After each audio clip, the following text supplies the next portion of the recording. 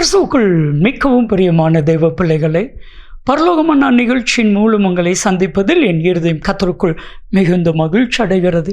இன்றைய பரலோகமன்னா, கர்த்தர் உன்னை மேன்மைப்படுத்துவா. பிரியமானவர்களே, கர்த்தர் தான் உங்களை மேன்மைப்படுத்தணும். மனுஷங்க உங்களை மேன்மைப்படுத்துகிறாங்க அப்படின்னு நீங்கள் நினச்சிங்கன்னா, அதே மனுஷங்க உங்களை அழிச்சிருவாங்க. வேதாகமத்தில் அகாஸ்வேர் என்கிற ராஜா ஆமான் என்கிற மனிதனை மேன்மைப்படுத்தினார். ஆனால் நாள் ஒன்று வந்தது, எந்த மனுஷனை ஆமானை மேன்மைப்படுத்தினாரோ அதே ஆமானை எஸ்தர் 7:10 அழிச்சிட்டார், தூக்குப்பட்டு கொன்னுட்டார். ஆனால் கர்த்தர் ஒரு மனுஷனை மேன்மைப்படுத்தினா அந்த மனுஷனை யாராலையும் டச் பண்ண முடியாது. வேதம் சொல்லுது, 1 நாளாகமம் 29:12 வாஸ்து பாருங்க. எவரையும் மேன்மைப்படுத்த உம்மாலே ஆகும். அவர் உங்களை மேன்மைப்படுத்துவார், உங்கள் குடும்பத்தை மேன்மைப்படுத்துவார், உங்கள் பிள்ளைகளை மேன்மைப்படுத்துவார். அன்பான தெய்வ பிள்ளைகளை, இன்னைக்கு ஆண்டவரிடத்தில் சொல்லுங்க, ஆண்டவரே, என்னை எல்லாரும் வேதனைப்படுத்துகிறாங்க, எல்லாரும் என்னை காயப்படுத்துகிறாங்க, எல்லாரும் என்னை அவமானப்படுத்துகிறாங்க, எல்லாரும் என் மனசை கஷ்டப்படுத்துகிறாங்க. என்னை மேன்மைப்படுத்துகிற நீர் ஒருவர் ஆண்டவர். எந்த இடத்துல நான் வெட்கப்பட்டேனோ, எந்த இடத்துல அவமானத்தை நான் ஏற்றுக்கொண்டேனோ அதே இடத்துல என்னை மேன்மைப்படுத்தும். சொல்லி பாருங்க. என் அன்பு தெய்வ பிள்ளைகளை, நிச்சயமாக கர்த்தர் மேன்மைப்படுத்துவா. வேதம் சொல்லுகிறது, யோசுவா 3:7 நீங்கள் வாசித்து பாருங்க. யோசுவாவை பார்த்து கர்த்தர் மோசே மூலமாய் சொல்லுகிறான், நான் மோசையோடு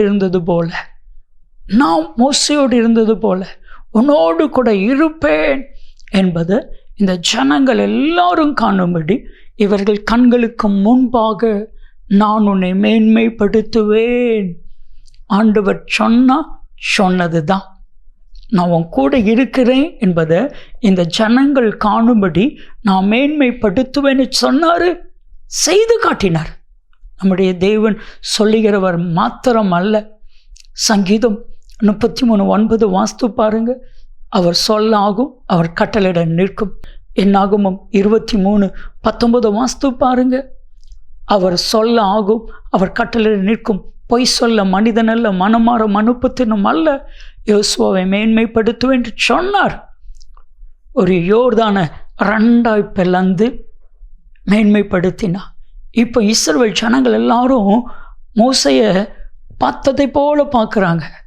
மோசை மூலமாக செங்கடல் எப்படி பிளந்து அற்புதங்கள் அதிசயங்கள் நடந்ததோ அதே போல கர்த்தர் யோசுவாவை கொண்டும் யோசுவா மூலமாக அந்த யோர்தானை பிளந்து அற்புத அடையாளங்களை செய்யும் பொழுது கர்த்தர் மோசையோடு இருந்தது போல யோசுவாவோடு கூட இருக்கிறார் என்று எல்லா ஜனங்களுக்கு முன்பாக மேன்மைப்படுத்தினார். யோசுவாவின் புத்தகம் 4:14 நீங்கள் வாஸ்து பார்த்தா, கர்த்தர் எல்லா ஜனங்களுடைய கண்களுக்கு முன்பாக யோசுவாவை கர்த்தர் மேன்மைப்படுத்தினார். ஏன் உங்களை மேன்மைப்படுத்த மாட்டாரா? கட்டாயம் மேன்மைப்படுத்துவான். நான் சொல்ல விசுவாசிங்க. எந்த இடத்துல தலை குனிச்சு நின்னீங்களோ அந்த இடத்துல தான் உங்களை மேன்மைப்படுத்த போகிறான். எந்த இடத்துல எல்லாவற்றையும் இழந்து நீங்கள் நின்னீங்களோ அந்த இடத்துல தான் எல்லாவற்றையும் கர்த்தர் உங்களுக்கு மறுபடியும் கொடுத்து உங்களை மேன்மைப்படுத்த போகிறான்.